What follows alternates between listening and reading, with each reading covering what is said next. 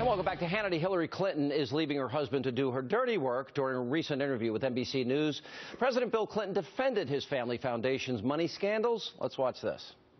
There has been a very deliberate attempt to take the foundation down. We did disclose all the foreign governments.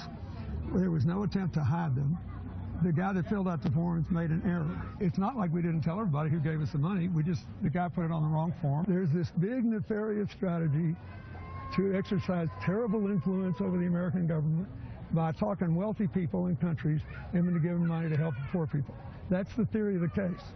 And I just don't believe over the long run the American people won't figure that out. All right, that's not all. Bill Clinton even took it a step further when responding to allegations of Hillary's involvement. Watch this. Not a single solitary fact has been adduced that she has done anything wrong. People should live as honest as she is. I did not have sex with that woman, oh yeah, that was the old one. An honest Hillary Clinton. Well, I think he might have misspoke there. Joining me now, author of the new book that's out today, Clinton Cash. Peter Schweizer is with us. Peter, let me put up on the screen a recent poll question. I asked how certain words describe Hillary Clinton. Honest, 61%, that's not a good description. Likeable, 54%, not a good description. She's not viewed as honest and trustworthy. You heard Bill Clinton's defense. What's your reaction to it?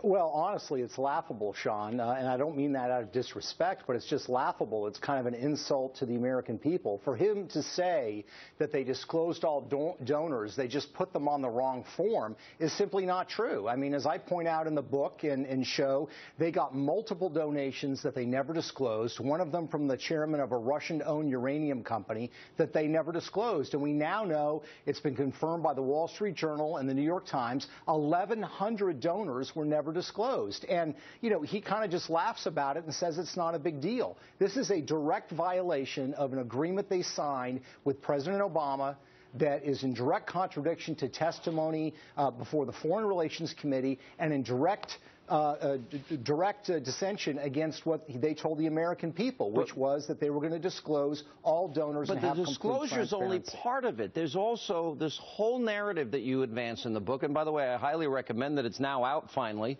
and that is that she changed her positions, that the timing of the payments to either the foundation or to Bill Clinton himself were connected to what she was dealing with. That's the issue here. Quid pro quo, pay to play, use any term you want, bribery even.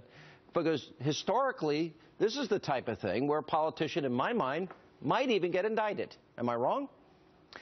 No, I think you're exactly right. And this is unprecedented, by the way. I mean, as I point out in the book, we're used to the whole issue of money in politics in America, but we're used to that being an American game. You know, American corporations, American financiers. As I point out in the book, with this infrastructure they've set up, the Clinton Foundation and the speaking fees, which I would argue are more influence payments, they've set up an apparatus where now foreign governments, foreign financiers, and foreign businesses can send them millions of dollars or tens of millions of dollars, something they can't do legally in normal campaigns, but they can do thanks to the way that the Clintons have set it up. And it is a very troubling pattern where she takes an issue on a position on an issue, a large influx of cash comes either as a speaking fee or as a donation to the Clinton Foundation, and she appears to reverse course. And if you see it one or two times, Sean, you can say it's a coincidence. Well, the Uranium One deal is the greatest example, where Vladimir Putin now has control of 20% of our uranium resources,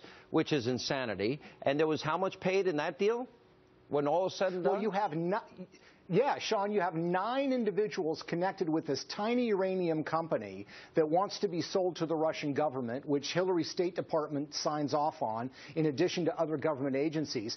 But no other government agency had a head who had 9 individuals connected to that company that sent a combined $145 million to the Clinton Foundation. I mean, that is a massive conflict of interest. That's unbelievable. It was never disclosed and it was never discussed. Last question. Bill Clinton said that he needs to keep doing this to pay the bills.